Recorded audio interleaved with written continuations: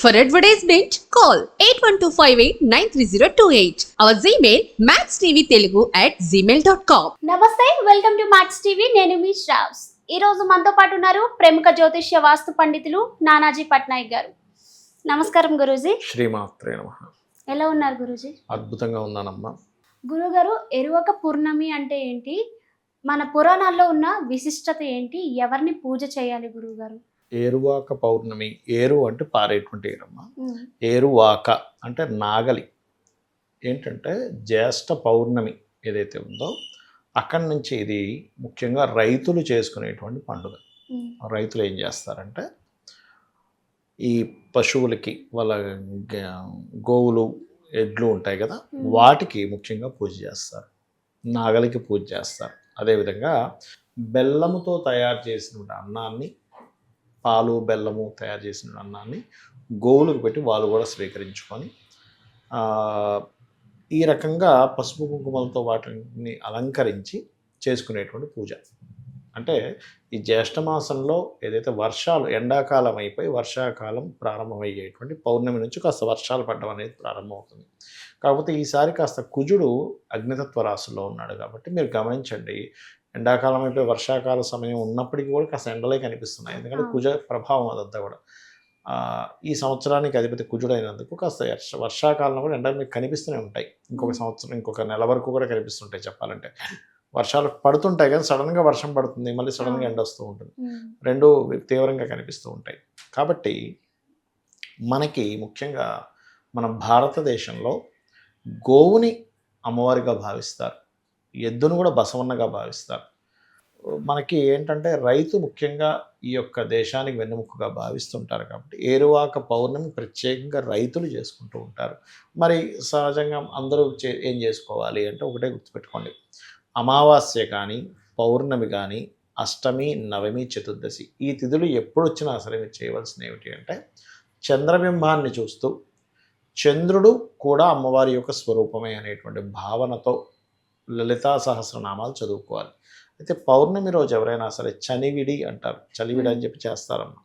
చలివిడి తయారు చేసుకొని చలివిడి, అదేవిధంగా బెల్లముతో చేసినటువంటి పదార్థాలు, చిమిలి అని కూడా చేస్తారు, నువ్వులతో చేసిన పదార్థం కూడా ఉంటుంది. అది ప్లస్ 2 అరటిపళ్ళు, ఆకు, ఒక్క ఇవన్నీ తీసుకొని మీకు టెర్రస్ మీద ఏదైనా ప్లేస్ ఉన్నట్లయితే టెర్రస్ మీద కానీ లేకపోతే బాల్కనీ నుంచి కానీ చంద్రుడికి చూపిస్తూ లలితా సహస్రనామాలు చదువుతారు. ఎనీ పౌర్ణమి, ఇప్పుడు ఏరువాక పౌర్ణమి అని కదా, ఏ పౌర్ణమి వచ్చినా సరే ఎందుకు చదువుతారు అంటే ఇది బియ్యం పిండితో చేసినటువంటి చలివిడికి ఆ చంద్రకిరణాలు పడుతున్నప్పుడు మీరు కనుక చదవడం చేసినట్లయితే ఆ చంద్రుడునే మీరు అమ్మవారిగా భావించారు అక్కడ. ఎందుకంటే సూర్యభగవానుడిలోని చంద్రుడిలోని కూడా అమ్మవారి యొక్క శక్తి ఉంటుంది. ఎప్పుడైతే ఈ చనివిడిలోకి వెళ్ళిందో ఆ చంద్రకిరణాల ద్వారా అది ఇంట్లో అందరూ తీసుకోవడం ద్వారా మానసిక వైకల్యాలు రాకుండా ఉండడం, మనస్పర్ధలు రాకుండా ఉండడం ఇంట్లో అనేది కూడా జరుగుతుంది.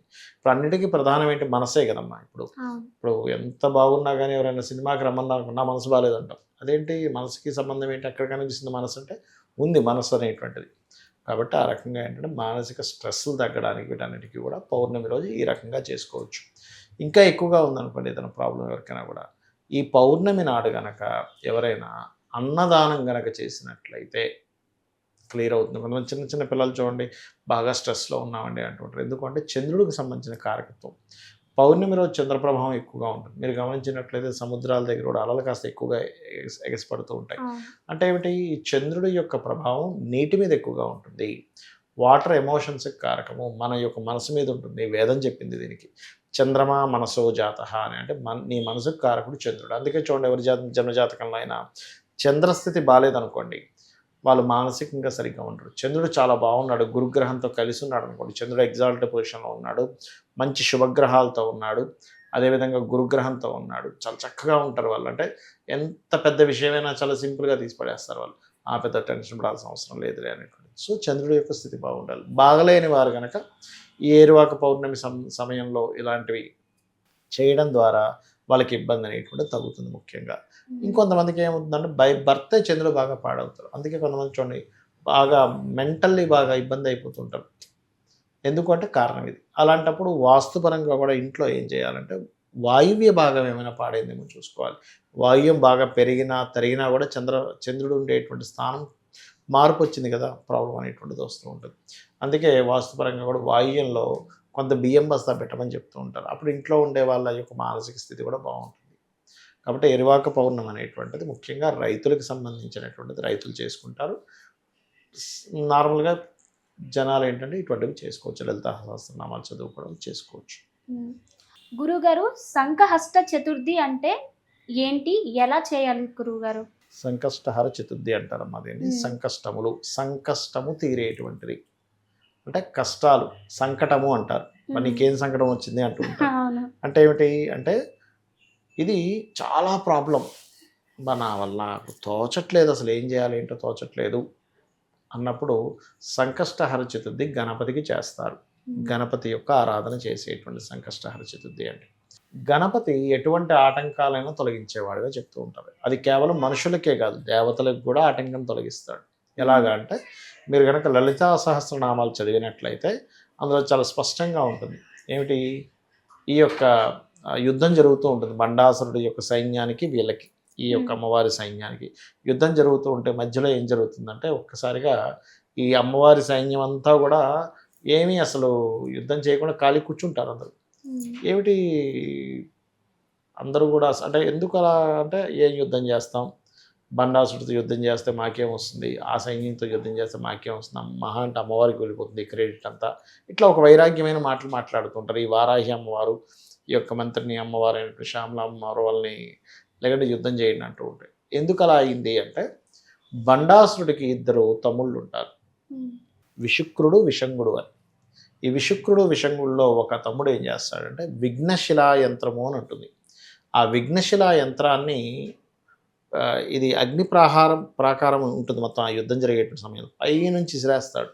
అది విఘ్నశిలా యంత్రం ఎక్కడైతే పడిందో ఈ సైన్యం దగ్గర వీళ్ళందరికీ వైరాగ్యం పుడుతుంది. అప్పుడు ఈ యొక్క మంత్రిని దేవత వచ్చి అమ్మవారికి చెప్తుంది, అమ్మ ఇలా ఇలా అందరూ ఇలా అయిపోయారని నాకు తెలుసులే ఏం జరిగిందో అని ఈశ్వరుడు వైపు చూస్తుంది. చూసి ఏం చేద్దామంటే నువ్వు చెప్పావుగా ఏం చేయొద్దని, కూర్చోమన్నావుగా కూర్చున్నా అంటాడు. దాన్నే లలితా సహస్రనామాల్లో కామేశ్వర ముఖాలోక కల్పిత శ్రీ గణేశ్వర అంటారు. అంటే ఇద్దరు చూసుకొని ఒకరినొకరు నవ్వుకున్నప్పుడు ఆ నవ్వు నుంచి పుట్టినవాడు గణపతి. కామేశ్వర ముఖాలోక కల్పిత శ్రీ గణేశ్వర అంటే నవ్వు నుంచి పుట్టినవాడు ఏం చేస్తాడు, నవ్వునే ఇస్తాడు. ఒక స్వీట్ నుంచి తయారు చేసినటువంటి పదార్థం ఎలా ఉంటుంది, స్వీట్గా ఉంటుంది. అలాగే నవ్వు నుంచి పుట్టాడు కాబట్టి మనందరికీ ఆనందాన్ని ఇచ్చేవాడు గణపతి. ఆనందం ఎందుకు వస్తుంది మనకి, ఏదైనా ఆటంకం తొలగిపోతే ఆనందం, అంతే కదా. ఇప్పుడు కరెంటు పోయింది పుసుక్కని, అయ్యో కరెంటు పోయింది, వచ్చింది అమ్మయ్య వచ్చింది అంటాం, అమ్మయ్య షూట్ స్టార్ట్ చేసుకుందాం అంటాం. అలాగే ఈ గణపతి కేవలం ఏదో మనుష్యులకు మాత్రమే కాదు, దేవతలకు కూడా, అంటే ఆఖరికి లలితా అమ్మవారి యొక్క యుద్ధంలో ఏదైనా ఇబ్బంది వస్తే కూడా గణపతిని పిలిచారు. అంటే ఏమిటి, విశ్వంలో ఎక్కడ ఏ ఇబ్బంది వచ్చినా గణపతి దాన్ని క్లియర్ చేస్తాడు, ఆనందాన్ని ఇస్తాడు. సంకష్టహర చతుర్థి కనుక ఎవరైనా నెలకు ఒకసారి వస్తూ ఉంటుంది, 2 సార్లు కూడా అయితే. ఇక్కడ ఏంటంటే చతుర్థి శుక్లపక్షము కృష్ణపక్షం కూడా ఉంటుంది చతుర్థి అనేటువంటిది. అయితే ఈ నెలకు ఒకసారి చేసేవాళ్ళు ఉంటారు, 2 సార్లు చేసేవాళ్ళు కూడా ఉంటారు. అయితే ఒకటేంటంటే ఇది ఎవరైతే ఈ యొక్క చతుర్థి చేస్తారో లేదా చవితి చేస్తారో గణపతి కోసం అని, గణపతి ప్రీతి కోసం అని, వారికి ఆటంకములు అనేటువంటివి తగ్గుతాయి. ఒకటి పాయింట్ నెంబర్ 1. రెండవది, ఆటంకం మనమే తెలియకుండా ఒకసారి ఏర్పరచుకుంటూ ఉంటాం. అంటే అలాగా ఇక్కడ నుంచి ఒక బాంబే వెళ్ళాలి, నేను ఫ్లైట్లో పలానా క్లాస్ సీట్లోనే వెళ్ళాలి అని కూర్చున్నాను అనుకోండి, సీట్ దొరకకపోవచ్చు, నాకు నేను ఆటంకం ఏర్పరచుకున్నాగా ఎలాగైనా వెళ్ళిపోతాను, అంటే ట్రైన్ ఎక్కుతాను, బస్సు ఎక్కుతాను, లారీ పట్టుకునే వెళ్ళిపోతాను. అంటే మనకి మనం అడ్జస్ట్ అవ్వకుండా కొన్ని పెట్టుకోవడం వల్ల కూడా వెళ్ళలేకపోతుంటాం. అటువంటి మైండ్ సెట్ ఇస్తాడు ఫస్ట్. మొట్టమొదటిగా గణపతిని ధ్యానించినప్పుడు ఏమవుతుందంటే నీకు నువ్వుగా కొన్ని ఈగోస్తో నువ్వేమైనా పెట్టుకుంటున్నావా, రిస్ట్రిక్షన్స్, ఆ రిస్ట్రిక్షన్స్ వల్ల నీ యొక్క గోల్ని నువ్వు రీచ్ అవ్వలేకపోతున్నావు అనేటువంటి ఒక అర్థమయ్యేటువంటి విషయాన్ని మనకు అర్థమయ్యేలా చేస్తాడు మహాగణపతి. కాబట్టి సంకష్టహర చతుర్థి నాడు ప్రత్యేకంగా ఉదయం నిద్ర లేచి, దీనికి ఉపవాసం ఏమక్కర్లేదు. ఏకాదశి నాడైతే ఉపవాసం చేస్తారు ఎవరైనా కానీ. ఇప్పుడు ఈరోజు ఏకాదశి, ఉపవాసం ఉండాలి ఖచ్చితంగా. నిర్జల ఉపవాసం కూడా ఉంటారు కొంతమంది, జలం కూడా తీసుకోకుండా. కానీ వేరే దేవతామూర్తులకి మీరు పూజలు చేసేటప్పుడు ఖచ్చితంగా ఉపవాసం ఉండాలని రూల్ ఏమీ లేదు. ఒక్క పొద్దు ఉంటారు, అంటే 1 మార్నింగ్. ఎందుకు, అది కూడా మీరు బాగా తిన్నారనుకోండి అమ్మా, ఒక తామసత్వం వచ్చేస్తుంది. అంటే ఏమిటి, అబ్బా కొంచెం నిద్రపోదామా, కళ్ళు నిద్ర రావడం, బద్ధకంగా ఉంటుంది. ఆ బద్ధకంగా ఉండేటువంటి తత్వంతో మీరు ఎక్కడ కాన్సన్ట్రేషన్ చేస్తారు? అవును. అందుకని పొద్దున్న తినకుండా పూజ అయిన తర్వాత తింటూ ఉంటారు సర్వసాధారణంగా. కానీ శాస్త్రంలో ఎక్కడా కూడా మీరు తినకుండా పూజ చేయమని ఎక్కడా లేదు. లైట్‌గా తినండి అంతకు కావాలంటే. ఉండగలను అనుకుంటే ఉండండి, పూజ అయిపోయిన తర్వాత తినండి. కానీ ఏకాదశి విషయంలో మాత్రం అలా కాదు. ఖచ్చితంగా ఉపవాసం ఉండవలసింది. అది కూడా 8 యామములు అంటారు. అంటే ఒక యామము ఈజ్ ఈక్వల్ టు 3 గంటలు. 8 3 24, 8 3 24 కదా అది. కానీ సంకష్టహర చతుర్థి చేసేటప్పుడు మాత్రం చక్కగా మీరు ఉదయాన్నే నిద్ర లేచి కాలకృత్యాలు తీర్చుకొని గణపతిని గరికతో పూజించాలి. ఎందుకు గరికతో పూజించాలి అంటే, గరికతో పూజించే వాళ్ళకి కలిగే ఫలితాలు ఏమిటంటే, ధన నష్టం అవుతుందండి. ధనం నాకు మిగలట్లేదు, డబ్బులు రావట్లేదు, డబ్బు వస్తుంది. సంతానం లేదు, అభివృద్ధి లేదు, కలుగుతుంది. వివాహం అవ్వట్లేదు, వివాహం అవుతుంది. ప్రతిదీ ఆటంకం అవుతుందండి నాకు లైఫ్లో. గరికకు ఉండేటువంటి శక్తి అటువంటిది. గరిక ఎలా ఉంటుందంటే, చాలామంది గరికతో కాకుండా ఏదో గడ్డిని తీసుకొచ్చి గరిక అనుకుంటారు. అలా కాదు. గరిక అనేటువంటిది భూమి మీద ఇలా మొలుస్తుంది, మళ్ళీ ముందుకెళ్ళి మళ్ళీ వేసుకుంటుంది, మళ్ళీ లెగుస్తుంది. అంటే మీరు లాగినట్లయితే అదంతా ఇట్లాగా ఒక దగ్గర ఇలాగా లోపలికి వెళ్ళి మళ్ళీ కొంచెం బయటకు వచ్చి మళ్ళీ ఇంకో దగ్గర లోపలికి వెళ్ళి అలాగా మొత్తం ఒక మనం చూడండి, ఏదైనా కుట్టినప్పుడు దారం కుట్టినప్పుడు ఎలా ఉంటుంది, అలా ఉంటుంది గరిక. దానితో పూజ చేయాలి. ఎందుకు అంటే దాన్ని అది ఎప్పటికప్పుడు దాన్ని పెంచుకుంటూ వెళ్తుంది. అలాగే వంశ అభివృద్ధి పెరుగుతుంది. ముఖ్యంగా గణపతిని గనక గరికతో పూజించినట్లయితే, గరికతో పూజిస్తూ కుడుములు ఉండ్రాలు నైవేద్యంగా పెట్టాలి. అది నేను పెట్టలేను, నా దగ్గర ధనం లేదు, ఆరోగ్యం బాగాలేదు అనుకునేటువంటి ఏ ఫలమైనా సరే పెట్టవచ్చు. అయితే ప్రధానంగా ఏంటంటే, ఎప్పుడైనా సరే గణపతి యొక్క పూజ చేశాము, సంకష్టహర చతుర్థి చేశాము, ఖచ్చితంగా గుంజీలు తీయాలి. ఇలా పట్టుకొని కుడి చేయి పైకుండా ఇలా గుంజీలు తీయాలి. ఇలాగా అనుకోవాలి గణపతికి. ఎందుకంటే అలా కనుక అనుకుంటే గణపతికి ఆనందం అట. మనము గణపతికి పూజ చేసి ఆయన నవ్వాడు అంటే ఆయన ఆనందపడ్డాడు. ఆ ఆనందం యొక్క ఎనర్జీ మనకు వస్తే మనం ఆనందంగా ఉంటాం. చాలా బాగా చెప్పారు గురుగారు. ధన్యవాదాలు. శ్రీమాత్రే నమః.